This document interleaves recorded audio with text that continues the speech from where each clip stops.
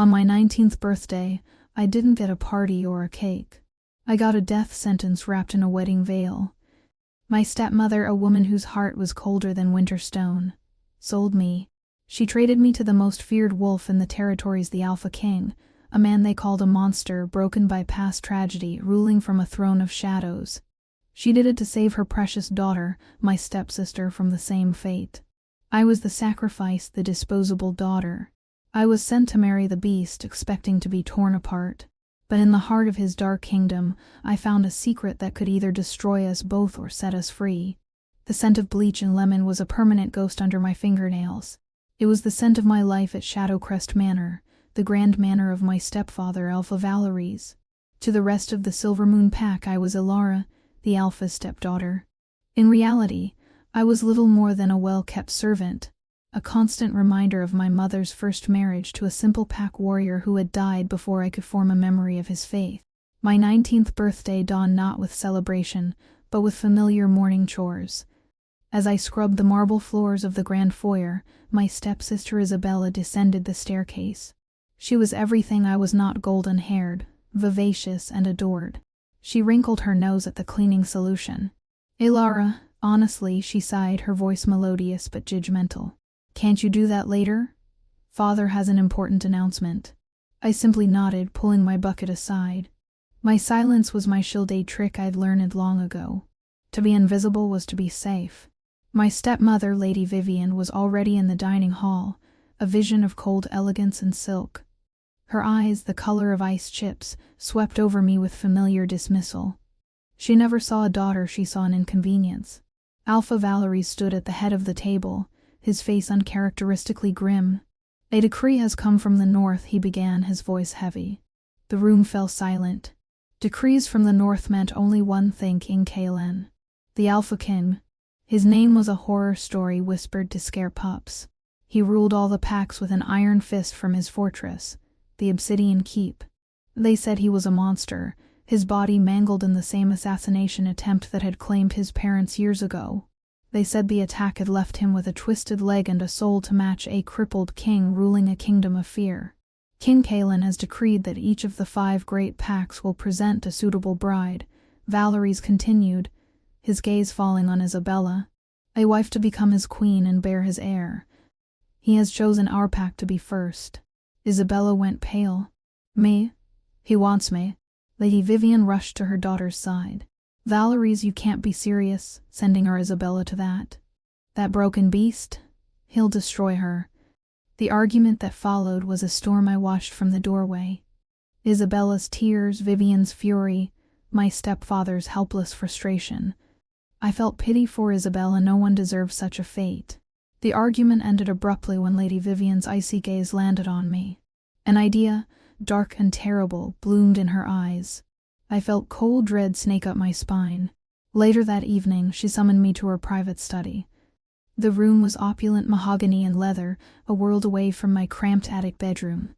"Ilara," she began, her voice deceptively soft. "You know how much your sister means to us. She is the future of this family, the pride of this pack."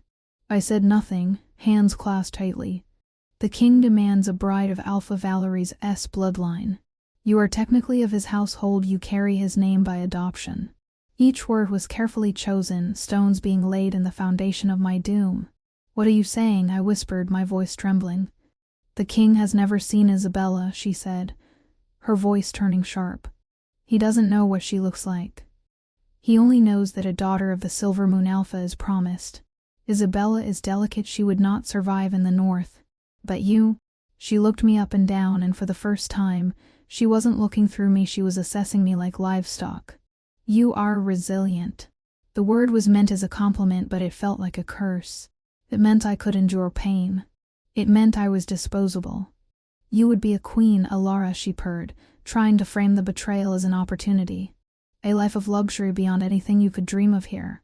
"I would be the wife of a monster," I choked out, tears finally breaking free. Her face hardened, the mask falling away. "You will do this," she hissed, her voice low and dangerous. "You will go in Isabella's place. You will pretend to be her. You will save your sister and secure this family's alliance with the king."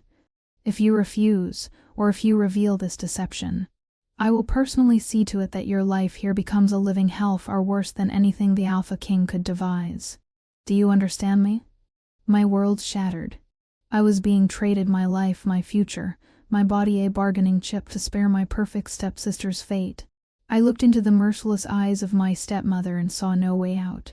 I was trapped, and she was handing the only key to a man they called a monster. My consent was irrelevant, the bargain had been struck, and I was the price. The journey north was a blur of grim landscapes and colder winds. I traveled in a heavily guarded carriage, dressed in Isabella's finest clothes, a deep sapphire gown that felt like a costume. The two guards, stoic males named Gareth and Finn, spoke to me only when necessary. To them I was the Alpha's daughter, precious cargo. They had no idea I was counterfeit. With every mile, stories about King Kaelin echoed in my mind. They said his left leg was so badly damaged he dragged it behind him.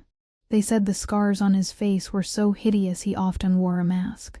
They said his rage could bring grown alphas to their knees. I clutched the simple wooden wolf my father had carved, the only thing I had of him, and prayed to the moon goddess for mercy I didn't expect. After 3 days we arrived.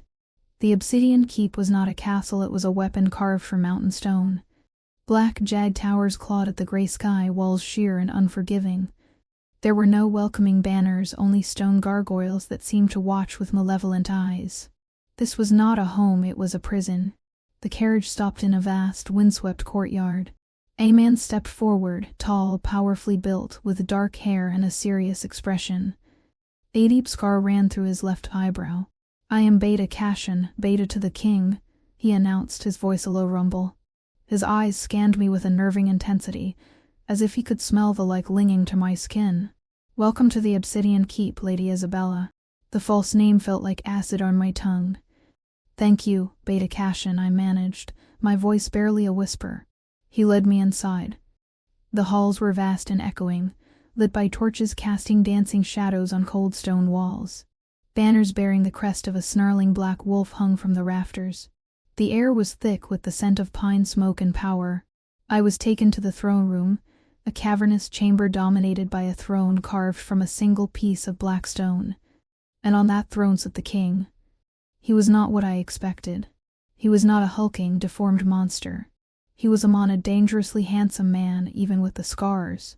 A web of silvery lines marred the right side of his face, pulling at the corner of his mouth and disappearing into his dark, unruly hair. He was dressed in simple black leathers, no crown, no finery. His presence alone was adornment. He watched me approach with eyes the color of storm clouds, intelligent and piercing. I felt like a butterfly pinned to a board. When I was 10 feet from the dais, he rose. Then I saw it. He moved with a distinct limp, his left leg stiff and unyielding. It didn't make him look weak, the slight imperfection in his otherwise powerful grace made him seem more dangerous, like a wounded predator that had learned to kill with even greater efficiency. So he said, his voice a low, gravelly baritone that vibrated through the stone floor, "You are the daughter of the Silver Moon Alpha." It was a statement, not a question. I curtsied, my knees trembling. "Your Majesty, I am Isabella Valeries." He descended the steps, his limp more pronounced with each deliberate movement. He stopped directly in front of me, so close I could feel the heat radiating from his body. He didn't look at my face, he inhaled deeply, his eyes closing for a fraction of a second. A frown flickered across his scarred features. "You smell of fear," he stated, his voice devoid of emotion. "And something else. Jasmine and old parchment. Not the scent of an alpha's pampered daughter." Panic seized me. He knew. Of course he knew. A wolf's sense of smell could tell 1,000 stories. He leaned in closer, his lips brushing my ear. "The deal was for the firstborn alpha daughter," he murmured, his breath a warm shock against my skin. "And you, little dove, are no alpha." My blood ran cold. This was it. He would execute me for the deception. I squeezed my eyes shut, waiting for the killing blow. Instead, he pulled back. He stared at me for a long, silent moment, his gray eyes searching my face. I don't know what he saw there, my terror, my resignation, my despair, but something in his expression shifted. It wasn't kindness, but perhaps a flicker of curiosity.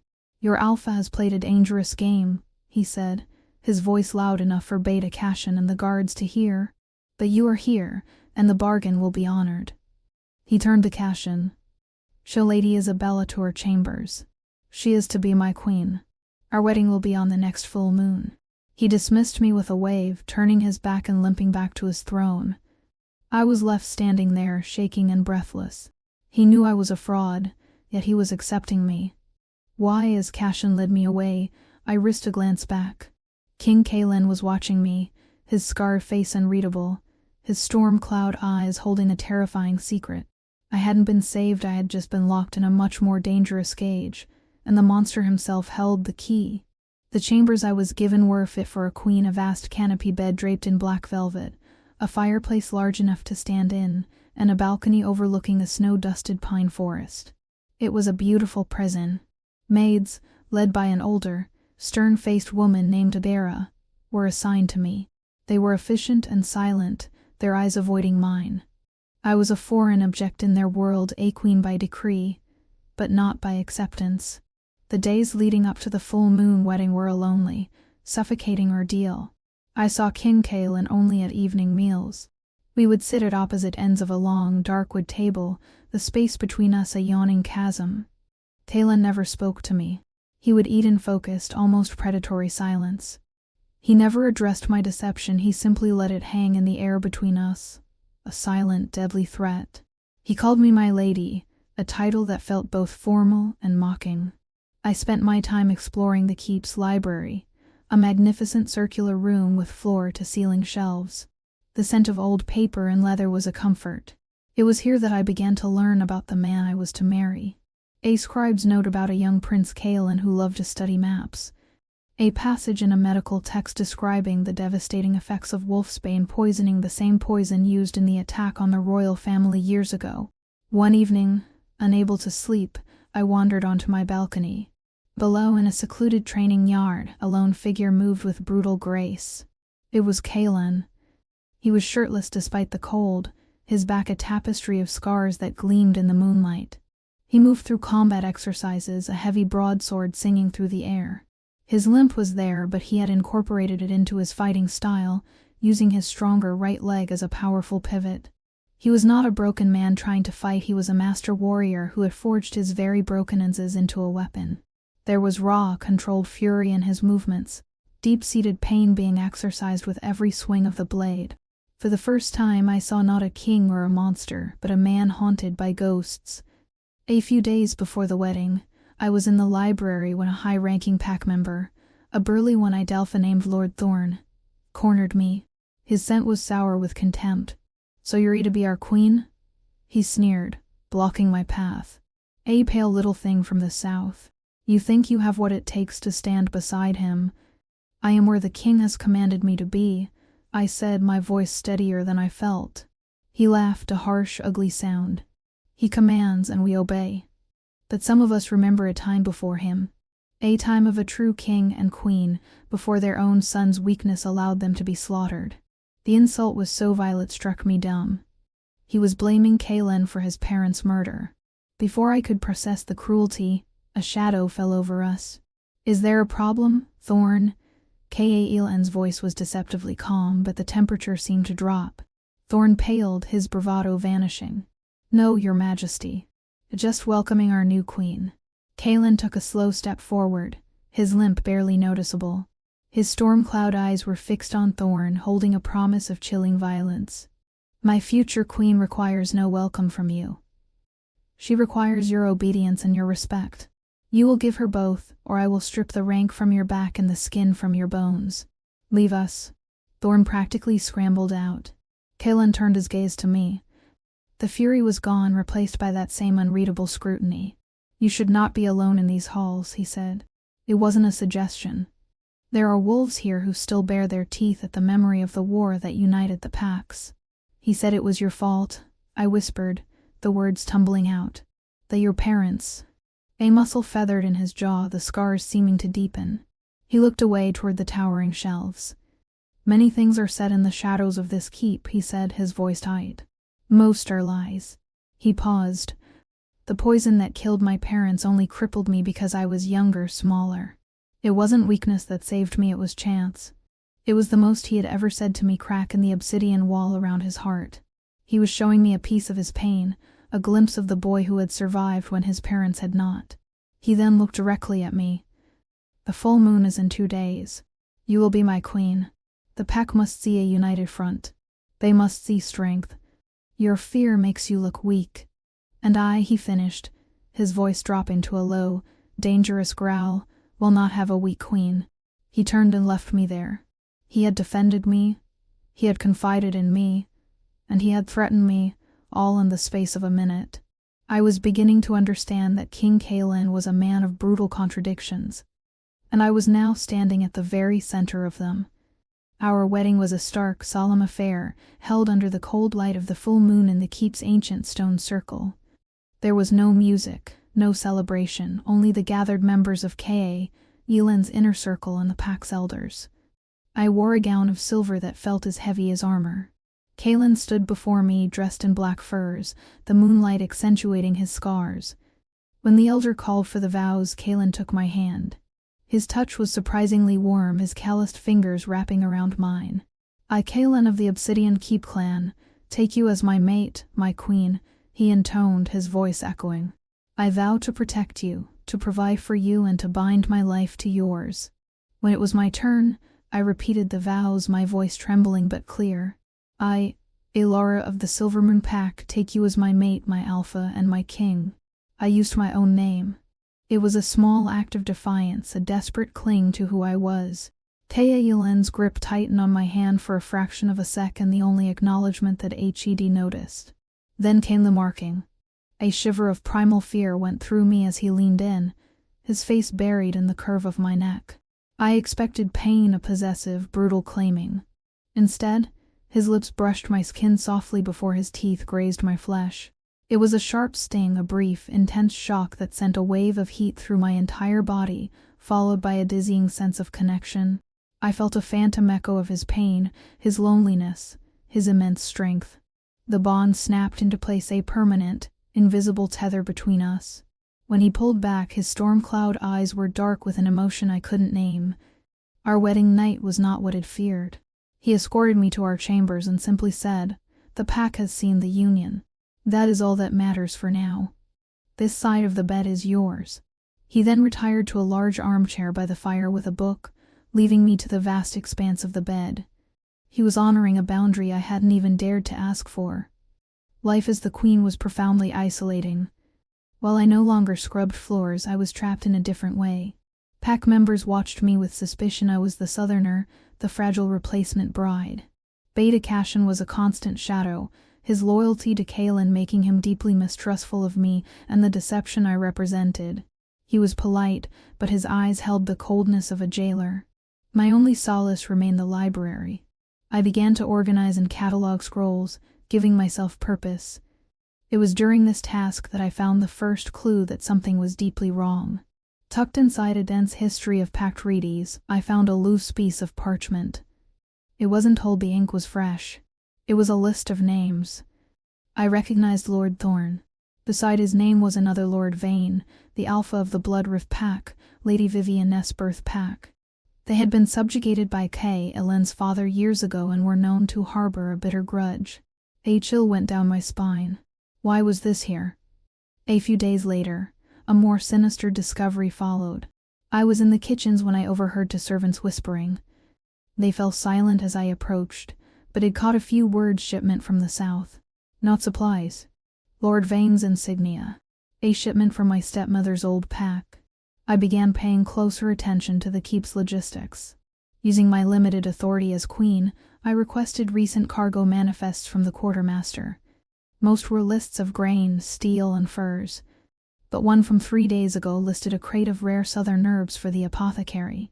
The manifest was signed with a symbol I recognized, a sigil for a minor house sworn to Lord Vane. Driven by a terrible premonition, I went to the apothecary. It was a dark, pungent room filled with drying herbs and bottled concoctions. I found the crate hidden in the back, behind sacks of common roots. Prying open the lid, I found not herbs, but small, carefully wrapped vials of dark, viscous liquid. The scent hit me acrid and sickeningly familiar from my reading. Wolfsbane. A potent, refined version, enough to poison the keep's main well or taint an entire feast. My heart hammered.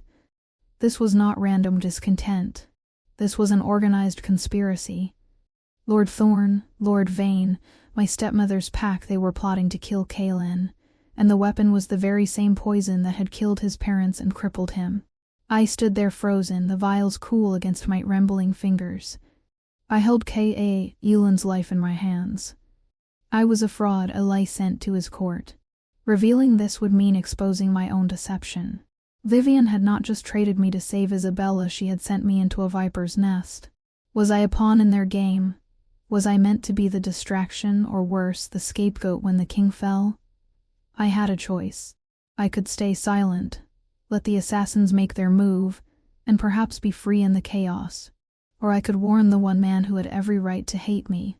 The weight of the secret felt like a physical stone in my chest.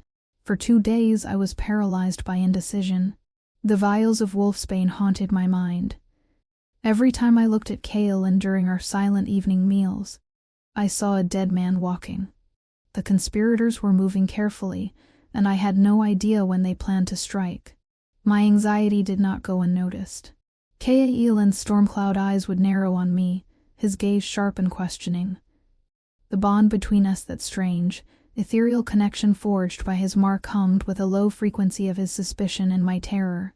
The breaking point came during a meeting of Kaelin's war council, which I was now required to attend as queen. I sat at his side, a silent figurehead, while his alphas discussed border skirmishes with rogue wolves. Thorn was there, his voice loud and opinionated, pushing for a patrol to be sent to the Eastern Pass, a move that would leave the keep with a skeleton crew of guards. It was a clear strategic ploy. Suddenly, Kaelin slammed his hand down on the stone table. The resulting crack made every alpha flinch. Enough, he growled, his voice like thunder. The room fell deathly silent. His gaze, however, wasn't on Thorn, it was on me. The council is dismissed. Everyone out. The queen and I need to speak. The alphas filed out, casting confused and wary glances our way. Cashin lingered at the door. Cashin out. The beta bowed stiffly and closed the heavy oak doors, leaving us alone. Kaelin rose and limped around the table toward me. He moved with coiled tension, every step deliberate and menacing. He stopped before me, trapping me in my chair. For days you have been a ghost at my table, he began, his voice dangerously soft. You flinch in the shadows. Your scent is thick with fear. Not of me, but of something else. Something you are hiding. He leaned down, placing his scarred hands on the arms of my chair, his face inches from mine. I have tolerated your secrets, little dove. My patience has come to an end. Tell me what you know. Tears welled in my eyes. This was it. The moment of truth. They're going to kill you, I whispered, the words ragged. His expression didn't change. Many have tried. Who are they? My story tumbled out in a frantic rush. I told him everything. The trade, my real name being Alara, Vivian's cold bargain to save Isabella. Then the discovery, the parchment in the library, the whispers in the kitchen, the crate of wolfsbane hidden in the apothecary. I told him about Thorn's suspicious behavior and his connection to Lord Vane of the Bloodrift Pack. As I spoke, his face hardened into a mask of cold, controlled fury. The air crackled with his power, a palpable pressure that made it hard to breathe. The rage was not directed at me, but at the betrayal. When I finished, he was silent for a long time. He straightened up, turning his back and staring into the massive fireplace. My stepmother Vivian, I added, my voice shaking. She is from the Bloodrift Pack. I think she sent me here knowing this would happen. I was meant to be a pawn. He let out a short, harsh sound that might have been a laugh if it held any humor. A pawn, he repeated, his back still to me. Your family did not trade you to save your sister, Alara. My real name for the first time, and the sound of it on his lips was both a shock and a strange comfort. They sent Am into a den of wolves, hoping the wolves would be so busy tearing you apart they wouldn't notice the hunters at the door. Your death was meant to be the catalyst for my own. The cold, calculated cruelty stole my breath. I wasn't just a sacrifice, I was the bait. Finally he turned to face me. The rage in his eyes was gone, replaced by something far more intense. Something that made my heart hammer. It was a raw, possessive fire. "You are a lie," he said, his voice a low growl. "You were sent to my court under false pretenses. You are the daughter of my enemies." He took a step closer. "And you came to me with the truth. You chose to warn the man you were sent to distract. Why?"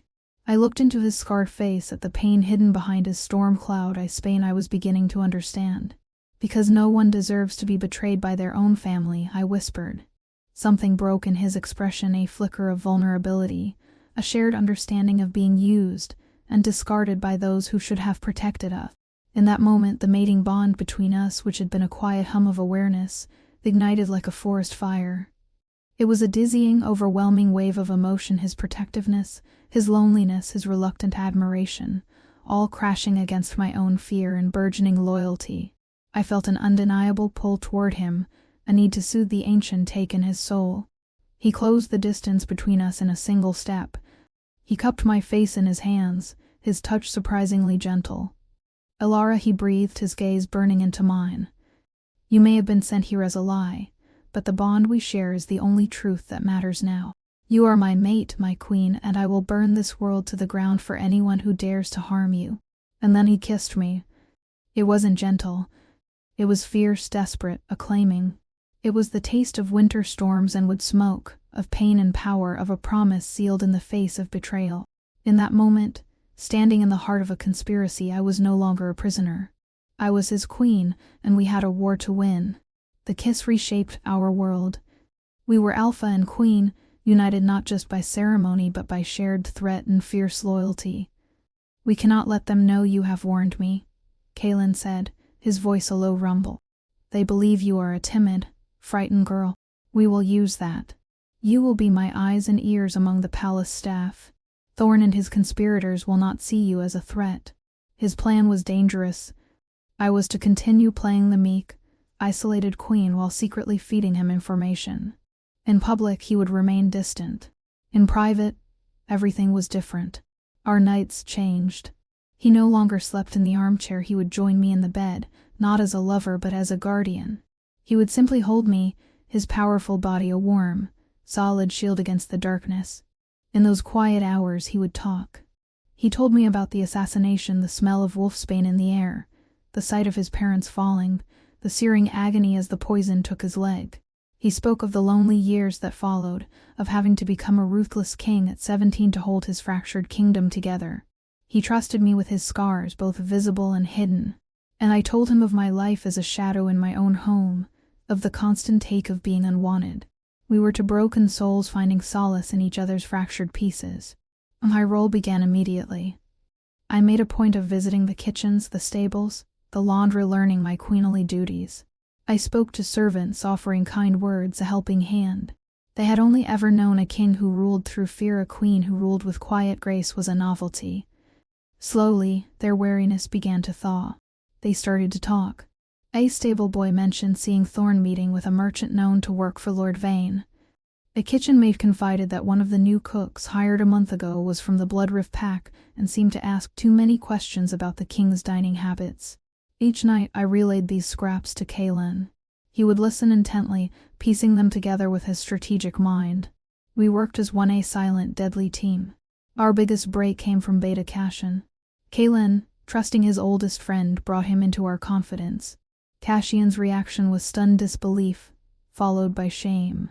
"I misjudged you, my queen," he said, bowing his head. "My loyalty to him blinded me to your own." From that moment, Cashin became my staunchest ally. It was Cashin who discovered the traitor's timeline.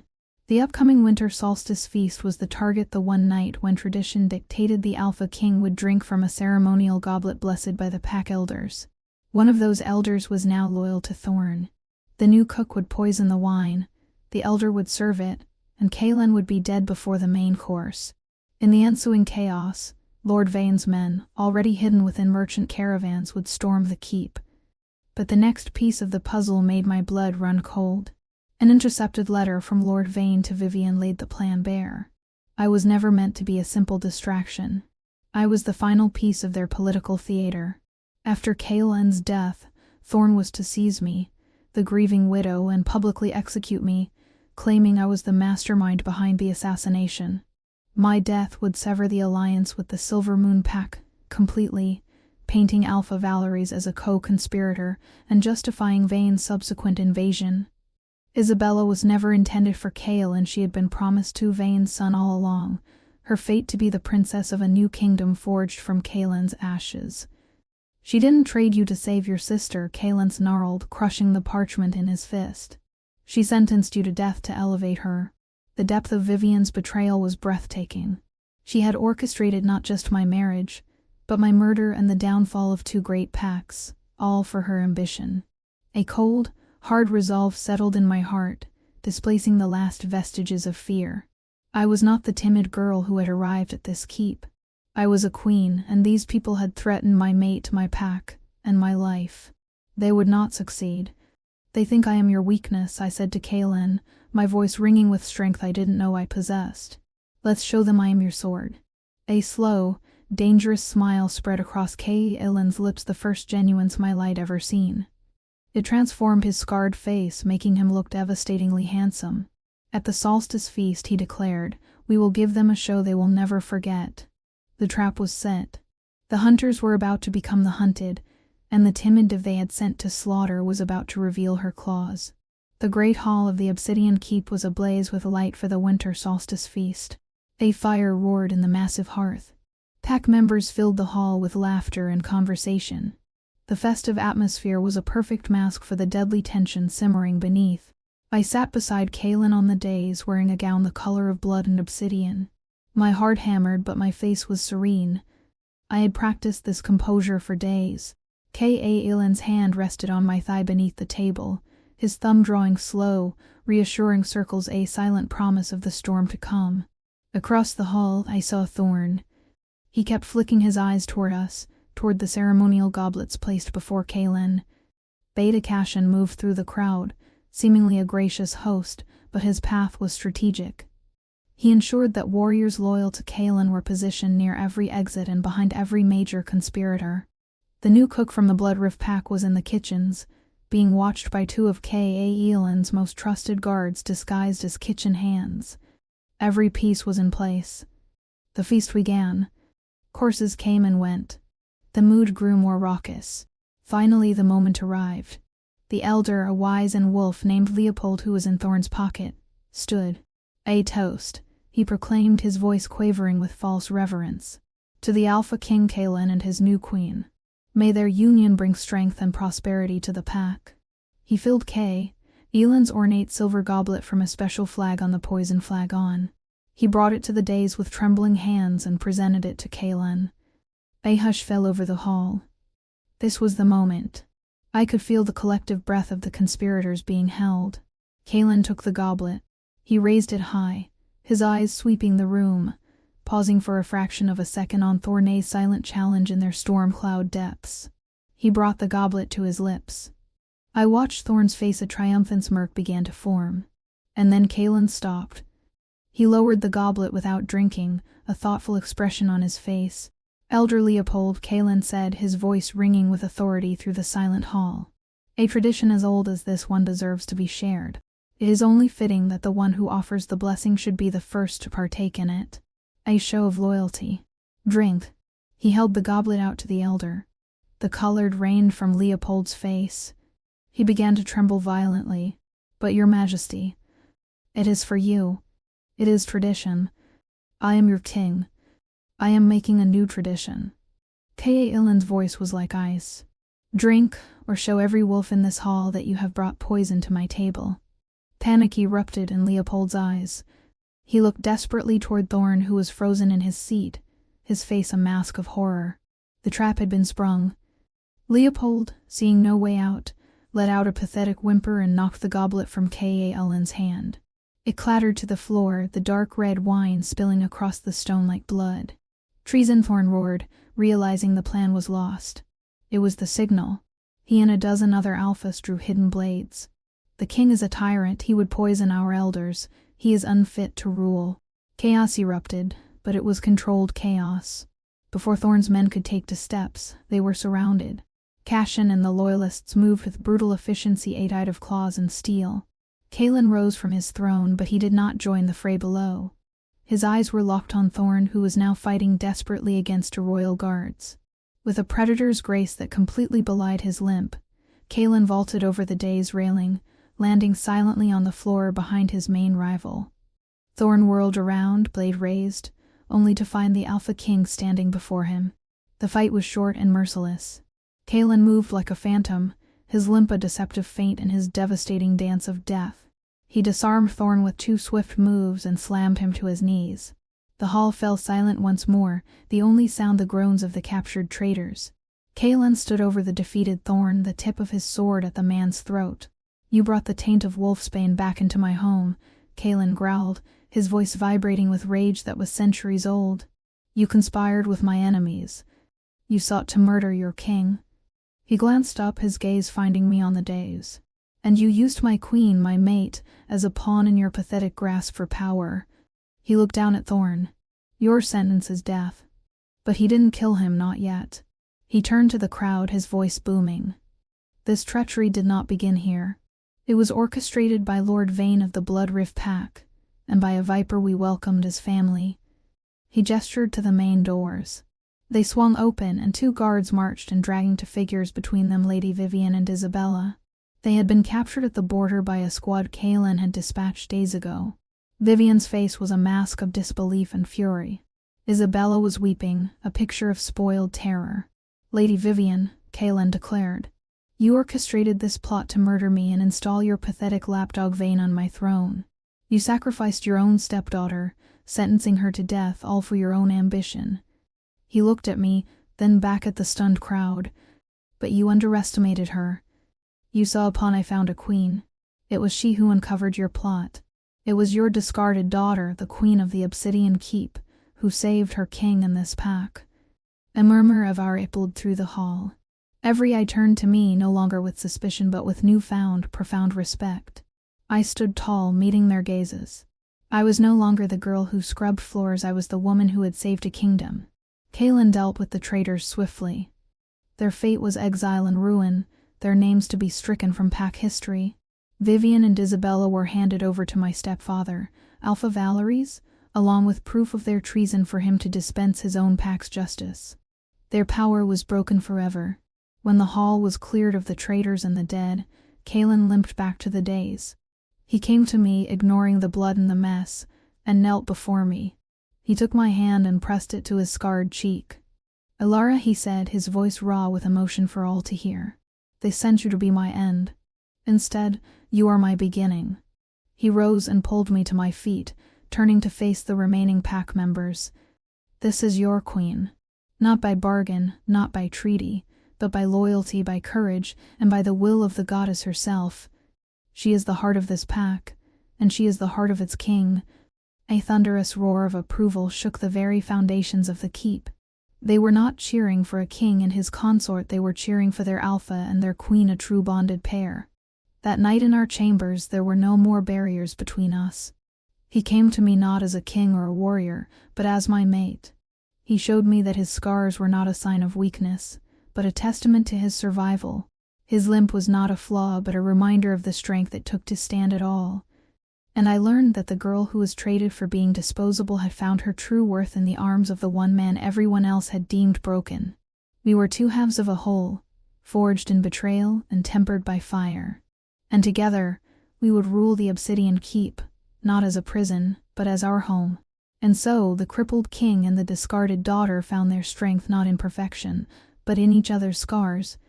Alara was sent as a weapon meant to destroy the Obsidian throne, but she became the shield that protected it, and the queen who healed the king's heart. Their story reminds us that true power isn't about the absence of wounds, but the courage to wear them as armor. It proves that sometimes the greatest love stories are born from the deepest betrayals. Thank you for getting lost in this tale of betrayal, survival, and unbreakable love with us. If Alara and King Kalen's journey from shadows into the light captured your heart, please leave a like and subscribe to the Moonlight Mates Library for more breathtaking, cinematic romances. We would love to hear your voice if you were in Alara's shoes. Surrounded by enemies and bound to a feared king, would you have risked everything to tell him the truth? Share your thoughts in the comments below. Until our next story, may the moonlight guide your path.